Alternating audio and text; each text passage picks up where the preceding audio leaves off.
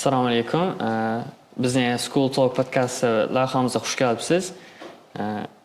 Biz Aslbekni bir qancha yutuqlari bilan taniymiz. Asosiysi bu SATdan yaqinda deyarli shov-shuv bo'lib ketgan 1540 ball bilan yaxshi tanilganlar. Xo'p, bugun podkastimizning asosiy fokusini mana shu SAT sertifikatlarga qaratadigan bo'lsak, SAT haqida o'zi neden eshitgansiz? Kim qiziqtirgan sizni? O'zi boshda IELTS tayyorlanib yurganimda SAT haqida eshitib qolganman. Damlamdan Faxriddin damlamdan. Shu aytgan, SAT olish kerak, Amerikaga o'qishga kirish uchun, kattaroq o'qishlarga kirish uchun, agar SATdan baland bo'l olsang, grant utib bilasan deb aytgan. Shundan keyin uyanga eshitganman. Eshitib boshladim. Shunda SATni olish maqsadingiz shu chetda o'qish bo'lgan. Chetda o'qish uchun. Birinchidan chetda o'qish va SAT bu o'quvchini college readiness ko'rsatib beradi. Shu narsa o'zimni college tayyormanmi yo'qmi shuni bilish uchun aytganman, topshirganman. Shu SATni tayyorlanib boshlagan vaqtda ko'p odamlar masalan o'ylashi mumkin, bu yerda C1 darajalari, B1, B2lar bor. Qaysi darajada o'zingiz boshlanasiz va qaysi darajani tavsiya etasiz? Men SAT tayyorlanib boshlaganimda IELTS 7 olgan edim. Lekin matematikamni o'yladi.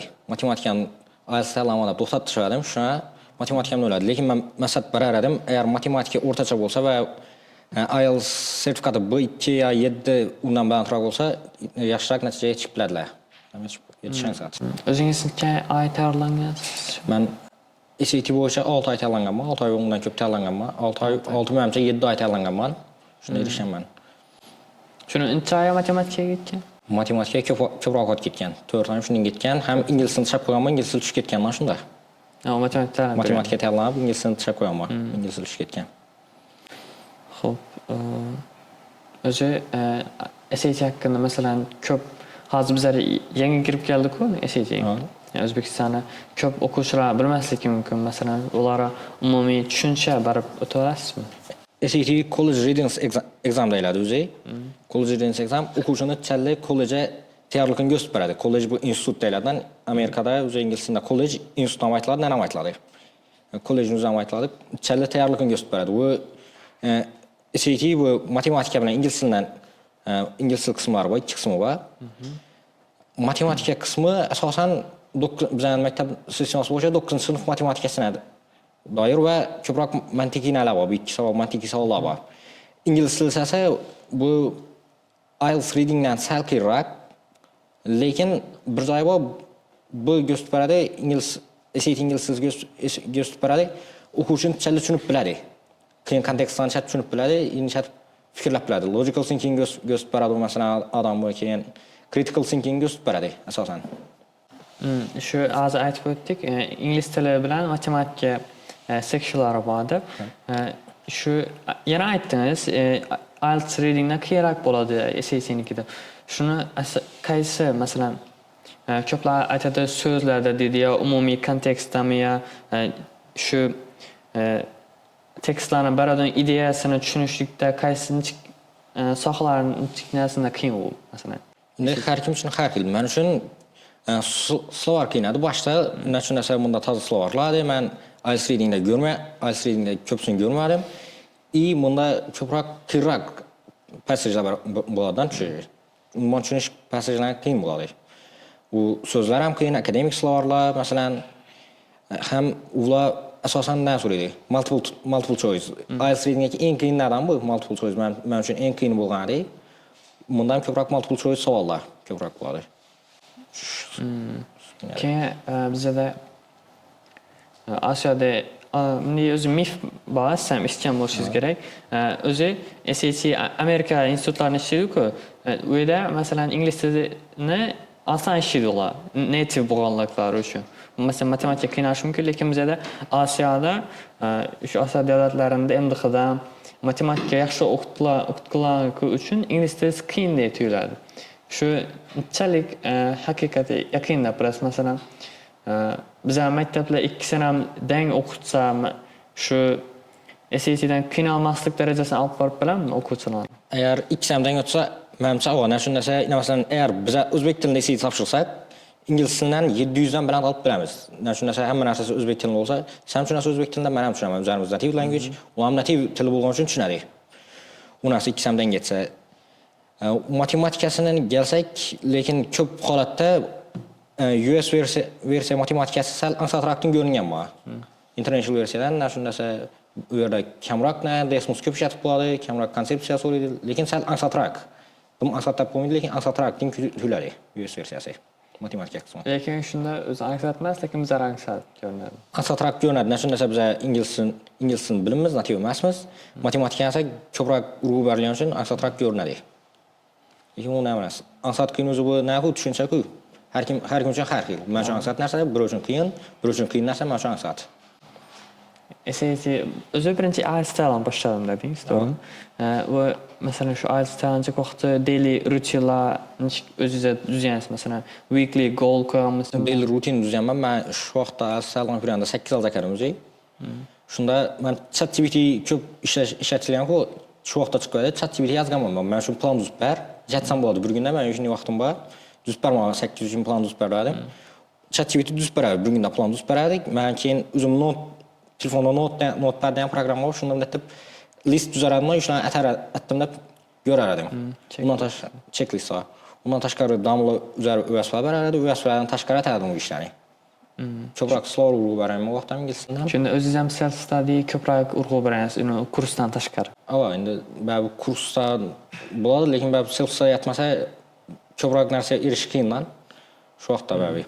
Şunda self study-ni şu bələnd nəticəyə erişdiyi orunu addi tutora başdan bələndərək mi məsələn? Yox, ikisindən bir xil нәрsə, lakin əgər tutor bilan işləb self study etsəm, bu nərsədən məsələn mən tutora barsamdan heç nə self study etməsəm özüm, damla bərdə öyrəsə bərdə mən onu etməsəm ya etməsəm mən tutora barsam IELTS SAT-dən mən alıb bilməm, lakin mən əgər tutora var özümə self study etsəm alıb bilməm də. Bu damla bərən ÖSV-dən ətkən mən şu vaxtdan məndə vaxt artıq qalardı, nə var? Məktəbdə oturardım, məktəbdə oturub məsələn mən ÖSV-ni işləb bulardım, vaxt artıq qalanda işlətərəm, özüm çıxsanda bəbi oturardım da, self study etərdim. Şu öyrəniş davamında məsələn nə üçünsə çox adam oylaydı məsələn IELTS alış üçünəm, SAT alış üçünəm kurslara barış gerekti. Lakin bizə də bir değerli açıq resurslar var da, məsələn Khan Akademiya var, ya yana şuna oxşayan Udemy akademiyalar var. Bunlardan görüb öyrənsəm boladımı? Normalni baha eriş üçün ya ola qoşumca buluş şərtmi? Yox, indi bu nəyə qaraydı? Adamımızın qoluna qaraydı, nəsinə? Məsələn, siz self-study etsəniz, erişib bilərsiniz, kəttaraq yutuqlara erişib bilərsiniz, lakin tutora barsanız bu personal nə bərədi, nə üzrə? Personal feedback bərədi üzrə. Personal üzrə nə gərək, məsələn, üzrə bilən ağdı işləyir, individualını işləyir.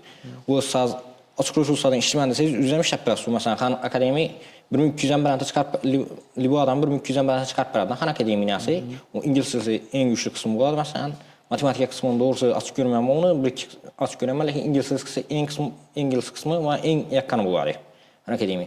Ondan təşkil bir yerdə praktik seslər açıq, bundan görüb çıxsaz bulardır, lakin əgər siz tutora barmasanız, individualını işləb bilməyid də o. Bundan məsələn 1200-1200-dən bərəntə raq alıb biləsiniz, lakin qıyın raq bular self-studyyə. Vaxtam köp olar. Vaxtam köp olar da var. Üçün keyin məsələn kurslarım var, self-study'm, ötədə onlar yengi buradan mesela sertifikat şu sertifikat alış nəsində yengiler üçün köp mesela hata etken borçlar mümkün. Mesela matematika köp dəyərlənib bərib ingilis dili yadından çıxıb ingilis dili. Məzmətki hata olğan şudur. Şimdi keyin ya ingilis dilisini köp vaxt əzələtdə matematikası qalıb getsə, şunu qaysı birisi ideal, qaysı birisindən birinci başlayan yaxşı? Birincisi matematikanın kütərişini ansatda. SAT boyunca matematikası ansatraq biz üçün nəsə üzətdiniz matematikaya köp urğu verilədi. Matematikanın kütəriş ansat. Matematika məsələn 800-dən 800 uruş ansat, lakin ingilisini çap qoymağını məsələt bərədim. Birinci matematikanın kütəriş gərək, keyin ingilisini asansından kütərib qoyadına. Lakin çap qoyuş gərək məsələn özüm çap qoyğanma. Şunu etdirib ingilisini düş getgən mən. Keyin şu kurslara mock test aralar doğru mu? Mesela birinci barğanızdan çıxarsınız. Birinci barğamda adaşmasam 1130 çıxarı. Şu vaxtda birinci mock testdə bir ay təyirlənmədik. Şunda 1130 çıxarı. Keyin ikkinchisida disappointment bo'lgan, narsa 1100'müş, 1110 olmuş, shuning uchun 20 ball tushib ketgan. Ingliz tilidan tushib ketgan, matematikaga ko'tarilib ketgan. Disappointment imbalans bor. Ha. Shu masalan o'zingizdan daraja kutgan edingiz shu shkolada. Birinchi test uchun 1000 dan chiqsa so'raman. Aydada turgansiz, lekin keyin ikkinchisida shu 1200 ga chiqsa deb o'ylab turardim. Shu SAT'da asosan masalan o'quvchilar yo'l qo'ygan xatolar ham bor. Masalan, savollarni biladi, hammasini javobini ishlab biladi, lekin timing yetmay, vaqt yetmay qoldi deb chiqadi testdan. Sizni bir strategiyangiz bormi? Masalan, 540 olgansiz. Вообще u ansat narsa emas-ku. Bilish o'zi durib tursin, uni timing uchun ham alohida urg'u berish kerak. Siz necha tayyorlanasiz? Doğrusunu aytsam, o'zi men shu test kuni ham menda timingda problem bo'lib qoladi. Nechun bo'lgan, men o'ylayman, birinchisida modul 1da ingliz tilini ansat tushgan. Yaxshiladim. Ikkinchisida ham ansatroq ko'ringan. Men bir savollarni ko'rib chiqamandan keyin vaqt o'tib ketganda. Shuna bo'lgan, lekin men praksisda atalgan timing bo'yicha strategiyam bunday bo'ladi. Birinchisi ansat savollar bor. Ansat emas, lekin ko'p vaqt olmaydi savollarga javob berish. Qiyin, lekin ko'p vaqt olmaydi savollar bor. Savollar javob berib, o'rtada inferensiya qo'shishlar bo'lgan. Shuni oxirina qo'yganman men. Birinchisidan wording context savollarni pulni ishlab bo'lganman, keyin oxirida to'g'ri grammatikaga o'tib ketganman. Grammatika 14-15-savoldan boshlanadi. Shunda 20 gacha ishlab, keyin backsolving bo'ladi-ku. Backsolving atib, inferensiyadan boshlab, bu yerdan nima savollar bo'ladi? What's the main idea of the question? What's the main idea? What's the main purpose of the text? Savollar oxiriga qolib ketgan. Nog'ada savollar ansat ham javob berish ham ansat bo'lganda kam vaqt qolgan. Savollar oxiriga qo'yaman men. Keyin savollar inferensiyalar masalan, ular boshına qo'yib ishlayman. Shuni qiyin savollarni birinchi ishlab qo'yib, keyin asolarni yo'q, unday emas. Birinchi wording context, ular ansat emas, keyin lekin kam vaqt oladi. Keyin grammatika savollar 14, adashmasam 15-16 dan boshlanadi, 27gacha. Bular masalan bir odam 10 minut ishlashi mumkin-da, maksimum minimalniy 10 minut ishlab bo'ladi. Minimalniy 10 minut ishlab bo'ladi, keyin backsolving ishlasa, vaqt strategiyasi normal bo'ladi. Nozir inference qiyin savollar ko'p vaqt qoladi namanda. Xo'p, shunda ingliz tili o'zi qiyinlikka o'zi ko'rinib turibdi, bilinib turibdi, to'g'rimi? Shunda o'zi aytdingiz, shu test kunidan menda bir ikki stress bo'lganda, stress emas, nooddiy, timingda problema bo'lganda. Bu masalan testga kirmasdan ham stress bo'ladi-ku, masalan, nechik baho olishingizni kutish, masalan. Barant olamanmi yo past chiqib qolishi mumkinmi? Shunday u baham ta'sir etadi, to'g'rimi? Ko'p holatda ta'sir etadi. Shunda shu stressni necha, kayfiyatingizni necha boshqarasiz shu, tushib qolmaslik uchun. Past baho. Endi baribir men biraz stressga shuni bo'lgan, men mindset shuni bo'lganda, men hozir biraz stressga tushsam, men hech yetib bilmayman. Endi bo'lar ish bo'ldi, hech yetib bilmayman. Mindset stressga tushsam, men hech yetib bilmayman. Shu men elimdan keladigan ish kallamni tozalash, testdan bir kun oldin eshitov haqida qismaslik. Shu yap bo'lgan. Testdan bir kun oldin adashmasam aviyatachadi test ishlaman, bir test ishlab chiqaman, practice test. Bir practice test ishlaman. Nadan Blue Plus degan veb-sayt bo'zi. Kitayskiy veb-sayt bor, shundan bir test ishlamandan. Keyin aviyatdan keyin uyga borib uxlaman. Günimdan uxlaman, dam olganman.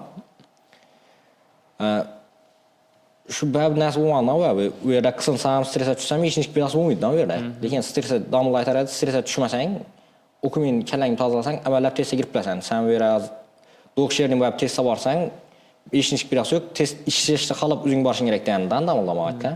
Shuni aytib aytganman, giraman men. Faqat bir yerda tayyorlanganmiz yo 2-3 joydanmi? Yo'q, faqatgina A+da tayyorlanganman, Tohirjon domlalarda. Masalan, haqiqiy testdan kirishda aynan bir dana mo'qalatlar-ku, masalan, necha tushungan ekan.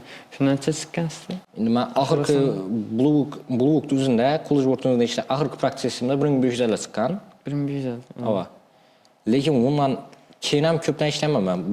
Blue Plus o'zida praktika ishlayman. Keyin OnePrep degan veb-saytlar bor, shularda praktika ishlayman, lekin ular ball chiqarib bermaydi afsuski. Shunda 1500 chiqqandan keyin o'zingizdan bir confidence bormi-ku?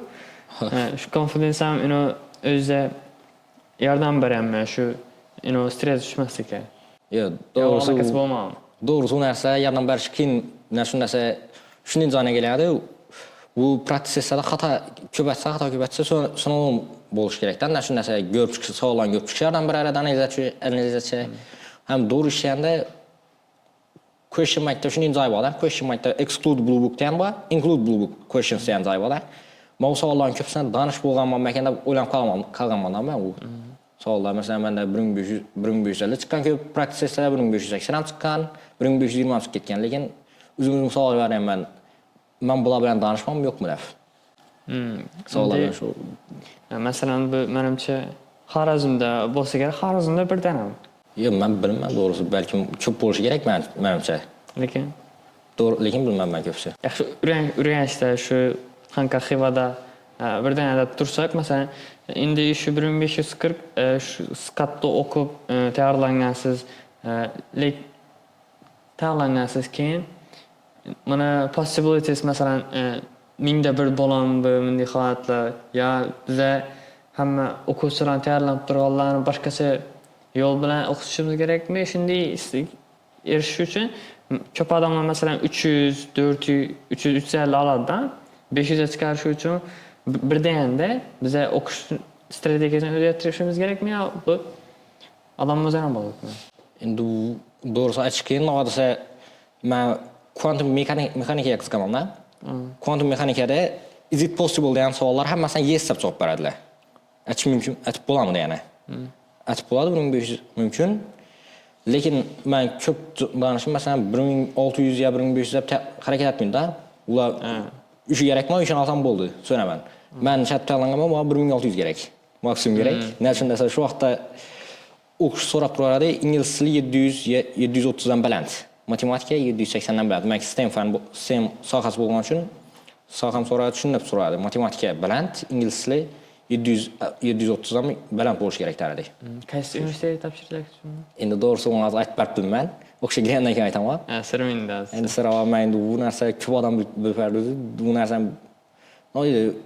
bu narsa odamning o'zi bilan Xudoning orasidagi sir bo'lishi kerak-da. O'xshagandan keyin aytsa bo'ladi.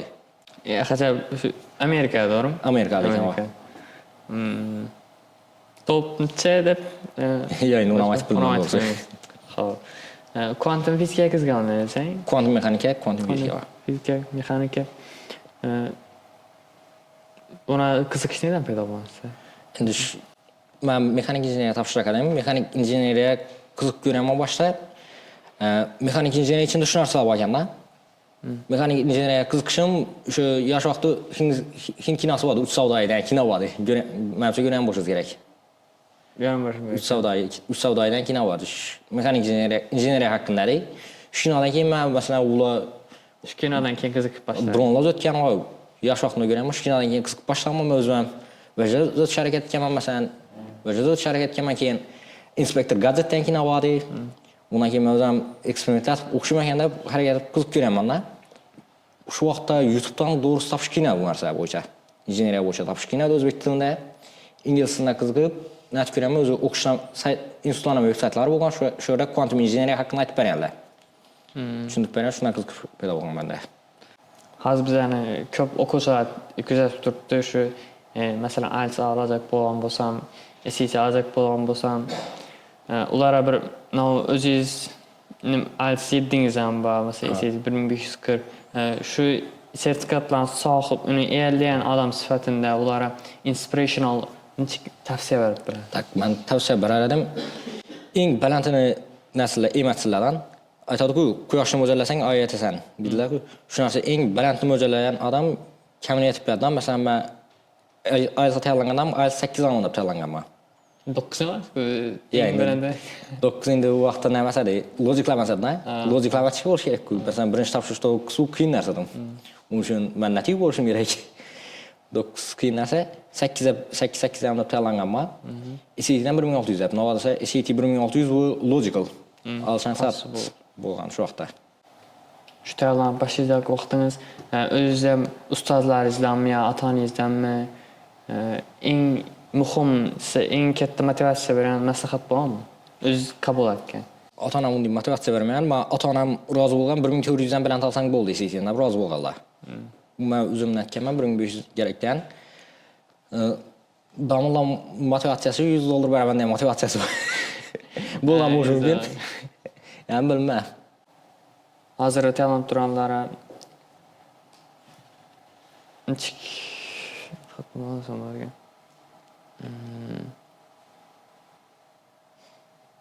Yoshlari oxir o'sasiz. Eng shu 21-asrda yashab turib, shuncha imkoniyati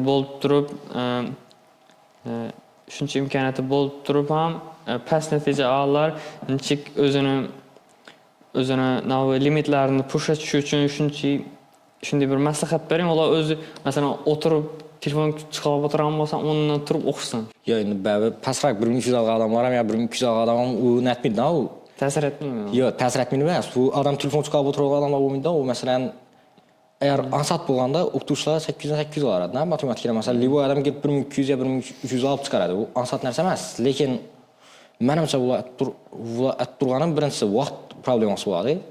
Ko'p odam masalan 11-klassdan boshlaydi, yo maylarga kirib boshlaydi. Ko'p odam ne göradi? Ansatrak görüp tanlab başlaydı. Ve bu ansat 200 olgan deb tanlanadi. Shundan ne bo'ladi? Bu adamlar telefon chiqarib o'tirgan adam bo'lmaydi menimcha. İstediği tanlagan adam doğrusu mesela men o'zim tanlab ko'raman. Ko'p odam aytgan, telefon chiqarib natib o'tirgan odamlar bo'lmaydi ular. Boshqa tomoshabinlar aytadigan gapingiz yo'qmi? Yo'q, nolizam bo'ladi. Masalan o'z yaxshi ko'rgan kinodanmi, kitobdanmi bir kodlar olib kelsiz. Ya doğrusu men ish ko'rgan kinoda kod berib bo'lmaydi, lekin men aytar edim, kvota bo'yicha Lamborghini haqida kino bor, Ferruccio Lamborghini. Men eng yakkan kino bo'lgan. Shu aytadi, odamlar o'ladi, chadam doğuladi, chadam o'ladi. Odamlar oddiy yashaydi, faqatgina impossible ishni impossible etgan. Aytib bo'lmaydi, ishni etgan odamlar oddiy yashaydi. Odam harakat etishi kerak. Men kitoblarni o'qiyman, doğrusu motivational kitob o'qiyman, badiiy kitob o'qiyman. Motivatsiya birovdan kitobda o'qigan narsada tushungan narsam odamning bilimidan harakati ustunroq turadi. Bilimdan harakati ustunroq turadi. Masalan, bilim bu odam harakat etmasa bir tiyinli o narsa.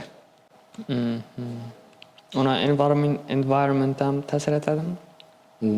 Qaysi ma'noda aytilishini qarabda. Masalan, ona atrofidagi odamlar masalan ota-onasi tushunmasligi mumkin yo navi shu o'zining davlatida yo culture'ida bo'lmasa tushunish. Yo'q, endi u odam bilan qaraydi, u abi Wandas ota-onasi tushunmaydigan gap bo'lmaydi, u. Culture bo'lishi mumkin. Masalan, men ota-onam shu vaqtda rozi edi, 1400 dan bilan olsang bo'ldi deb turadilar. O'qishga kirsang bo'ldi deb. Men o'zim 1500 dan bilan olaman degan niyatim bor edi. Shu vaqtda ota-onam hozir men ota-onam aytar edi, alsang bo'ldi, hozir topshirib ko'rar, nima bo'lsa bo'ldi deb. Men doğrusu shunday nima mindsetda birinchi topshirdim, past chiqsa, doğrusu motivatsiyam o'ladi meni. Chunki birinchidan topshirib harakat etaman men. Xo'p, rahmat kelganingiz uchun sizni hali yana chaqiramiz. Shu universitetni aytmaysiz lekin, to'g'rimi? Shu girsangiz, bizlar aytsangiz o'zlarimiz top olamiz sizni, keyin chaqiramiz yana. Yaxshi. Kelganingiz uchun rahmat. Rahmat.